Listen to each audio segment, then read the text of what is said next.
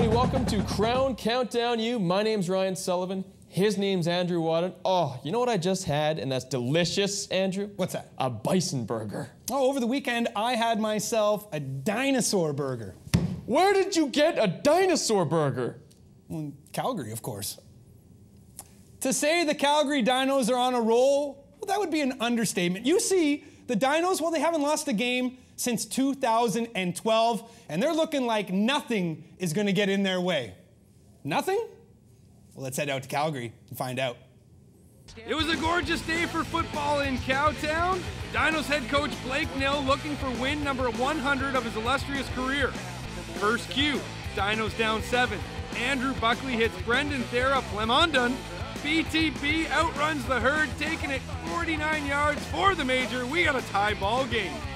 Minutes later, what looks like a normal play for Bison star Nick Dembski results in him limping off to the sidelines. Remember, he's had a hamstring problem this year. The trainer stretches him out, and he would return. Minutes later, Bison's pivot Jordan Yance to an extremely wide open Alex Bitt. What was the Dino secondary doing on that one? Bison's back out in front. Second cue, after Manitoba conceded a safety, Buckley throws a perfect ball right to Brett Blasco, who hauls it in, and then throws up what looks to be some sort of gang sign.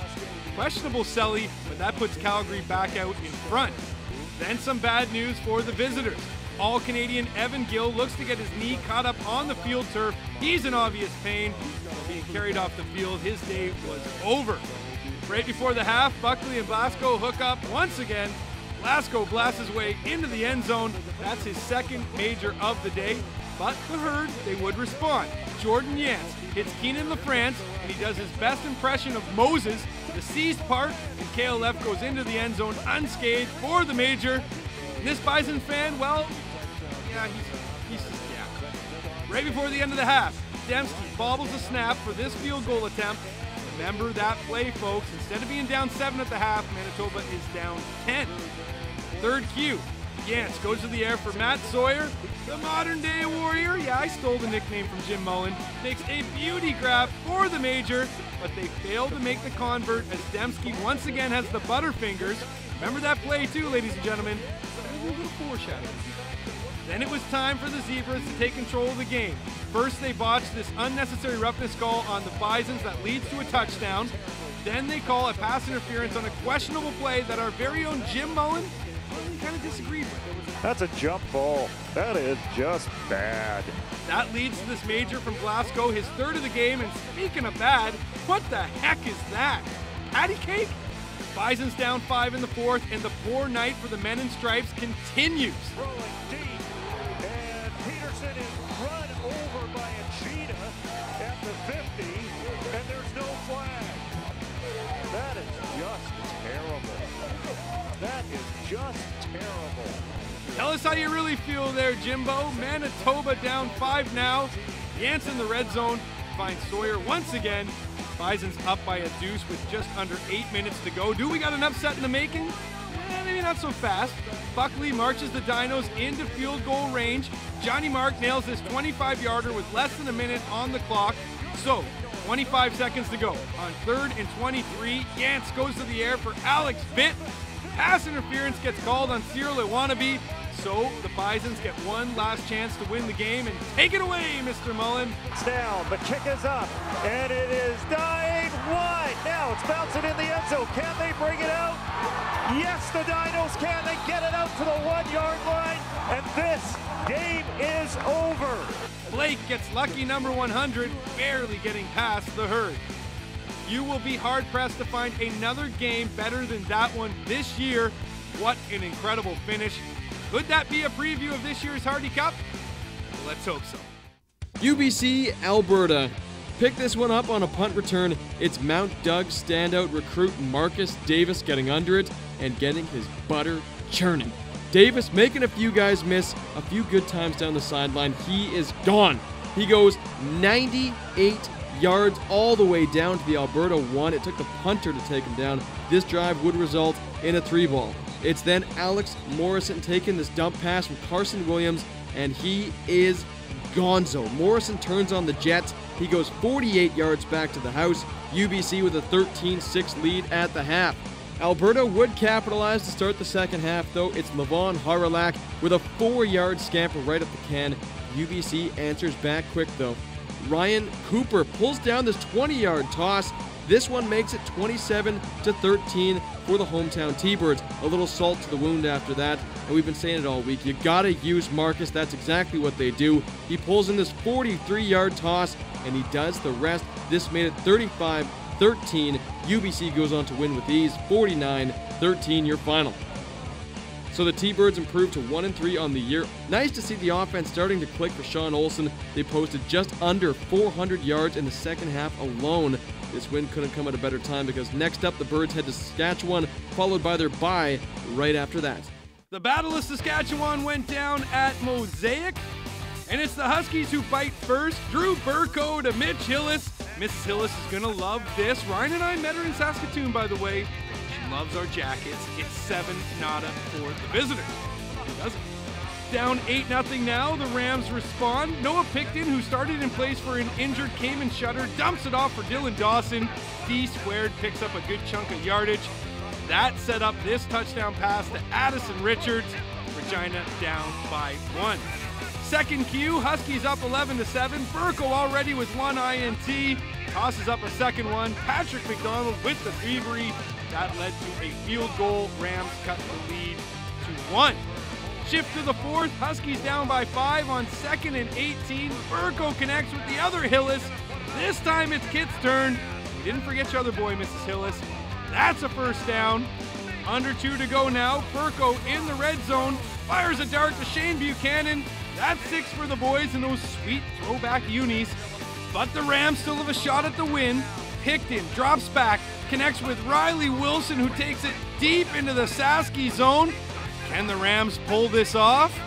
Picton will roll to the near side. He's looking for the end zone. He has it there. Sonata, who has it go in and out of his hands. And the ball is intercepted by Armyek. And the Rams were that close to a victory. Sasky gets a scare but comes back to beat the provincial rivals. Both QBs were baking up the turnovers on the day, but it was Burko who found a way to get it done. Addison Richards with yet another big game for the Rams. The rushing game was non-existent for both sides in this one. The two teams combined for just 101 yards on the ground. All right, let's take a look at your Canada West standings. Calgary had to forfeit their win over Alberta at the start of the year due to an ineligible player. So after the Dinos and Huskies, the standings look like this. Manitoba, Alberta, followed by Regina and UBC tied for last. Last week, our panel reviewed the strengths and weaknesses of interlock play between the RCQ and AUS. Now, that was just talk and speculation. However, the real deal hit the ground this past week in Halifax with the undefeated and venomous Concordia Stingers visiting the winless and biteless St. Mary's Huskies. It was a gorgeous sunny afternoon in Halifax. It would turn dark quick, though, for the hometown Huskies. Just a few minutes in, Jamal Henry pulls down a 31-yard lob from Frankie Dessereau. It's 7-blank. You pass me that ball. Ben Rassong had an absolutely horrible day at the office. This is one of his 6, count them, 6 interceptions on the day. It's Rashawn Perry with the 33-yard takeback. Concordia wins with ease, 63-7. 3 of Rassong's picks came in the first 11 minutes of the game. This thing was over fast. St. Mary's sits at the very bottom of the AUS at 0-4. Interlocking and popping in the niche. The Caravans blanked the XMen 47-0, giving it to X on both sides of the ball. Montreal sacked X pivot Devon Cook 6 times and picked them off twice, once for a pick 6. The Caravans offense was rolling, but this game was dictated by the D. X accumulated just 10 rushing yards in the game. Out to Lennoxville we go. Mount Allison at Bishop. Start things out with a Chris Reed 7-yard touchdown run. He'd finish his day with a major and 175 on the ground. Head to the third, already up 14-3 when Brandon Lay finds Rodrigue Joseph from 19 yards out. Nice sprawling grab. Mount A stays perfect with a 26-3 road win. The Mounties D forced 6 turnovers on the night. They now head to St. Mary's to likely improve to 5-0 this weekend. All right, let's check out your AUS standings. Mount A sitting atop the mountain, perfect 4-0, followed by FX at 500, Acadia, and winless SMU. McGill in Laval, in front of a crowd of close to 15,000, facing off against the back-to-back reigning Vanier Cup champs. Yeah, the Redmen, they totally stand a chance in this one, right? Well, listen, if you're squeamish, I'd advise you to look away, because this wasn't pretty. They were flying the flag with pride at Peps at this one, as the Rouge et Or absolutely destroyed the Redmen. The Red Machines D was swarming, chasing Redmen pivot Joel Huel throughout the game. The offense was in high gear as well, as they put up a 70-burger on McGill, knocking the Redmen out of the park. Barry Bonds. The Laval defense was all over McGill in the game, holding the Redmen to just 121 yards of total offense. Guillaume Barassa with a monster game on the ground for the Red and Gold. Can anybody beat these Rouge et Or? Let's check out those RSEQ standings. Laval and Concordia still undefeated, 4-0. Montreal not too far behind at 3-1. Still, Bishops, McGill, they're having a rough go. They are winless in 2014. Everyone loves a good homecoming, especially when your opponent is winless and on the ropes. This was the exact situation in Hamilton, Ontario this past week, as the winless Queens Gales were trying to tread water in Steeltown. McMaster hosting Queens. Pick things up late in the first. Billy McPhee airs one up to no man's land. Joey Capito with the pick. My new Twitter best friend then, at Marsh2Fergs, goes to work. Ferguson hits Danny Van der Voort 41 yards. He then finds the Clog King once again, this time from 23 yards out. A tremendous grab in the corner of the end zone. Somebody's been eating their panakokin. It's 7-0 Mac. The Air Marshal not done there. He hits Ben O'Connor, who decides to take the scenic route. He does the full roundabout, finds himself 30 yards up the side. It would result in a Tyler Crapina 41-yard field goal. That makes it 12-2. I don't know what Mac put in the water, but they were jacked up. Third Q now, and it's Chris Pizzetta losing his bucket, keeping the ball, losing his mind. He is jacked up. The adrenaline would pay off in the fourth Q. Ferguson hits Isaiah Mells from a few out. A Doug Corby major would bring the Gales within 2, but Ferguson again goes to work and hits clutch Dutch. Chris Pizzetta then puts the icing on the 28-19 cake. It was a solid-looking Ron Joyce homecoming sellout crowd of 5,427. Mac improves to 5-0 with the win. Queens the exact opposite of the standing spectrum. They are 0-5. This is the game now coming up that everyone wants to see. It's undefeated McMaster, undefeated Western going toe-to-toe. Meanwhile, the Gales have the week off. Hopefully they'll find some answers. They'll then host Toronto on October 11th. U of T at home to Ottawa. This was the Varsity Blues' 999th game in school history, and the flags were out for both sides to get things started. However, this is not the start the Blues faithful wanted. GG's rookie Jackson Bennett takes the opening kickoff all the way to the Blue swimming pool. That's a 101-yard return. Before the end of the first Q, Bryce Vieira cracks off this 27-yard touchdown run. That made it 17-0, and the visitors, well, they didn't look back. Ottawa goes into Toronto and hands the Blues its fourth loss of the year. GG's pivot Derek Wendell connected on 81% of his passes on the day, with Ben Fisher being his favorite target. The Varsity Blues will travel to Carlton next, with the game being the 1,000th in school history, a history that dates back to the 1880s. Pretty sure Jim Mullen was at their first game. Laurier hosting Carlton, the 2-1 Golden Hawks. It's their homecoming. The crowd is jacked, hosting the 2-1 Carlton Ravens. Pick things up 3rd and 6. Ronnie Pepper scoops up a bad snap and then runs it out past the Ravens D-line through the secondary. This is one fired up kicker if I've ever seen one. Dylan Campbell then takes the handoff to put Laurier on the board first. It's 7-blank for the $5 bills.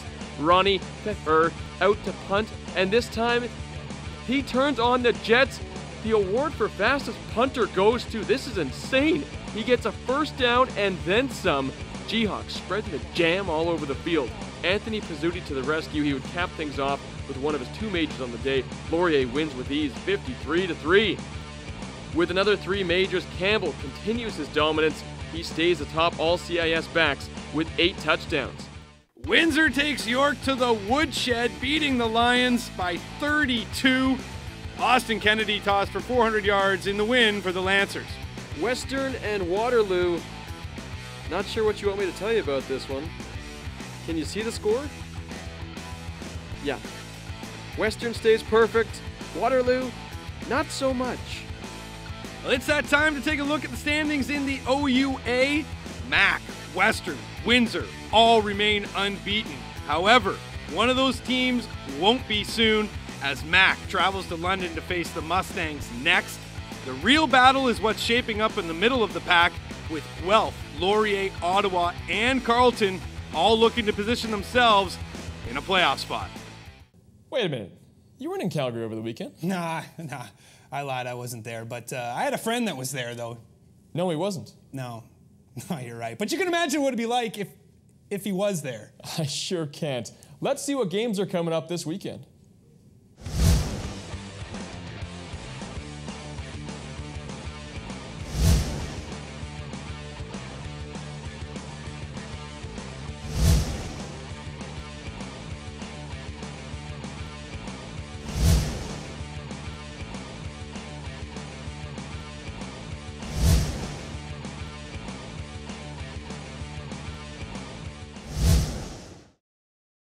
The 1990 Vanier Cup featured the Battle of the Huskies, Saskatchewan and St. Mary's. But the guys from the prairies had a secret weapon. His name was Dan Farthing.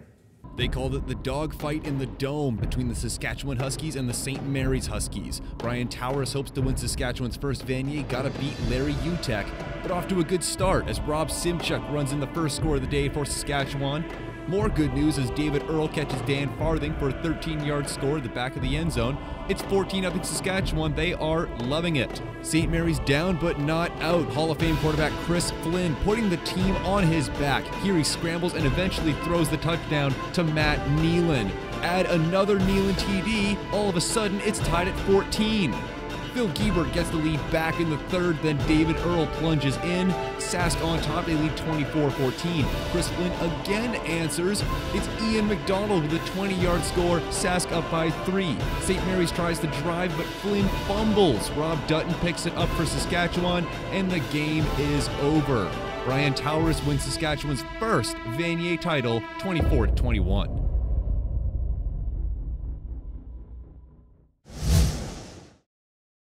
Hey everybody, welcome back. It's time for that roundtable portion. We welcome back to studio Jim Mullen on the far side. We have Gord Randall in the middle, and we're going to start things out with probably the biggest headline coming out of the CIS this past week. Like sand through the hourglass, so are the days of the CIS and the Canada West. An absolute soap opera that continues. Calgary forfeiting a win due to an ineligible player. Gord, how does this change the landscape of the conference? Well, I think that it affects the bottom tier of the conference more than it affects the top. I still don't see Calgary losing another game this year, which still has them locking up first place. Always hurts a little bit when you're forfeiting a plus 69 point differential on a deficit or on a forfeit, but nonetheless, I think this is more important for Alberta. And Alberta, all of a sudden, is a 2-win team sitting at 2-2 through 4 weeks, and is really seriously in the conversation for that fourth playoff spot in the Canada West. It makes things a little bit more interesting. UBC has a tougher road to get in. Regina has a little bit tougher road to get in. It's a lot more interesting at the bottom of the conference with this extra win for Alberta, not so much for the extra loss for Calgary. I still think 3 wins is going to get you in, though, on that bottom tier right now. And Alberta ends up scoring a win 1-0 on an Academic Rouge. That's just fantastic. Really, when you take a look at what happened in Calgary, they got kind of trapped up in terms of some paperwork. They had 2 students who did take their requisite number of credits. However, in both cases, those students had retries on 2 particular classes. And you can't do the same class twice in the same academic year. So when the academic counselor for the University of Calgary Dinos checked through things on a routine checkup, she took a look down and went, oh my goodness, look what we have here. And Calgary's very fortunate that those players only played in the first game. One of the players ended up being injured, sat out 2 games. The other one was a healthy scratch for 2 games. If they would have dressed in those 2 games, we might have been looking at a radically different Canada West right now. Well, I think what this brings up is the question of whether the CIS needs to simplify its eligibility procedures. We've had at least 2 incidences thus far this year of teams fielding an ineligible player, and it's not like everybody's athletic department or compliance department is completely out of the loop or doesn't know what's going on. It's just there's all these different kind of loopholes and asterisks and all that kind of stuff that, like the point that you brought up with retiring classes, that's a loophole that I played 6-7 years in the CIS I didn't even know existed. Mm-hmm. Well, it's part of communicating what they learn, and they've had all sorts of time to learn on a number of mistakes when it comes to eligibility. And one of the things that I advocated for 2 seasons ago, after there were a number of players deemed ineligible, and I was pilloried for actually by a number of the people with the conferences across the country, is to have a clearinghouse for eligibility before the start of the year. Have one person per conference go through all of the forms for football, figure it out and say, okay, these are the cards that are dealt at the start of the season, and if there's an academic ineligible or if there's another type of ineligible player through the course of the season, then you got to ride with it through the course of the season. Everybody signs off on these players. These are the rosters. And you don't have something like this again because, yeah, Calgary's got to take a loss in this, but this is most unfair to Regina and UBC. This completely changes the race for that last playoff spot. And if I'm Regina and UBC, I'm incensed at this point. Waterloo, the death watch clock, unfortunately looks like it has begun. Things look a little grim right now, Jim, for the Warriors. Well, over the last week, the week that I wasn't here on the panel, I was going through Ontario. I was talking to a number of OUA coaches, some people in the OUA office, and some people that work in the CFL that have a take on this. Some people who are Waterloo grads, who are alumni, actually say, let's put a bullet in this thing right now. I was very surprised about that. While I was going through these meetings, I got word that at Waterloo they were having this discussion about the future of the program.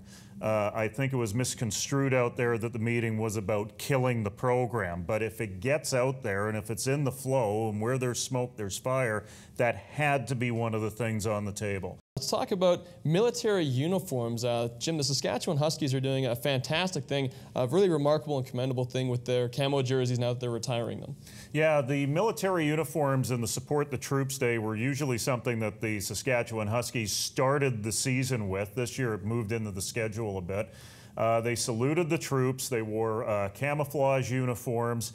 And, you know, for the last few years they've been doing it. They've retired the uniforms. They've done something very, very special with them. Every one of the uniforms has been put into a picture frame, and it's been sent to a different Canadian Forces base, not only across Canada, but around the world. And there's a reminder there that there's a community that is saluting the troops and is connecting with a broader community. I think it's a fantastic salute to the Canadian Forces. On the other hand, during my trip in Ontario, the Guelph Griffins, when I was going through their locker room, they have a set of camo uniforms. We've never seen them wear these camo uniforms. And I asked Stu Lang, I said, hey, these things are fantastic. Why haven't you worn them? They said, our administration decided that we shouldn't wear these uniforms.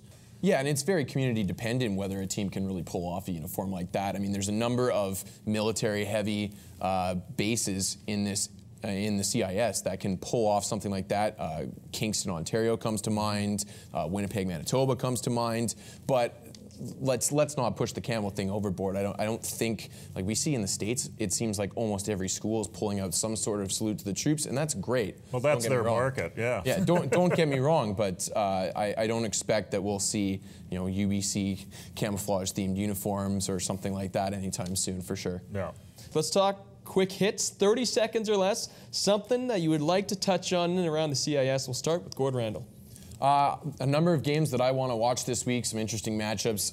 Western and McMaster at the top of my list. That should be a really interesting affair in the OUA. McMaster seems to be almost ready for the big time, but maybe not quite yet. We'll see how they stack up against a Western team that's really been pasting everybody so far. A couple other good matchups in that conference. Guelph and Windsor go at it. UBC and Saskatchewan out west, and upstart Concordia Stingers all right, taking on the... Gord, that's enough. We got to go to Jim now. Well, I'm just trying to milk my camera time. Well, speaking of milking your camera time, I don't know if you were paying attention to our Krown Countdown U Twitter this past week, but I got into it a little bit with Marshall Ferguson, quarterback for the McMaster Marauders.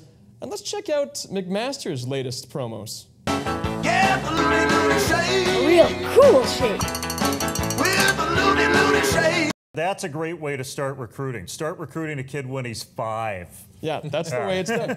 That's how they do it in soccer over in Brazil. You got to start young. They're in the academy by the time they're 8. Well, I got to take it from milk and cookies to my quick hit, which is Will Finch throwing pizzas. Look at this shot from London, Ontario, just off campus. Will Finch is powered by pizza, apparently. I think this is great. This is something that you would not see in the NCAA. And there's, you know what, sometimes the NCAA is fantastic. Sometimes there's too many rules. Get out there, promote the product. I love it. You know, unlike Will Finch, we are powered by delicious, ripe produce. I'd like to thank Jim Mullen on the far side, Gord Randall in the middle. I'm Ryan Sullivan. For Andrew Wadden as well, thanks for joining us here. And here's your CIS Top 10. Number 10. Number 9. Number 8. Number 7. Number 6. Number 5. Number 4. Number 3. Number 2. And number 1. Thanks for watching Krown Countdown U. Now, let's get out to the game.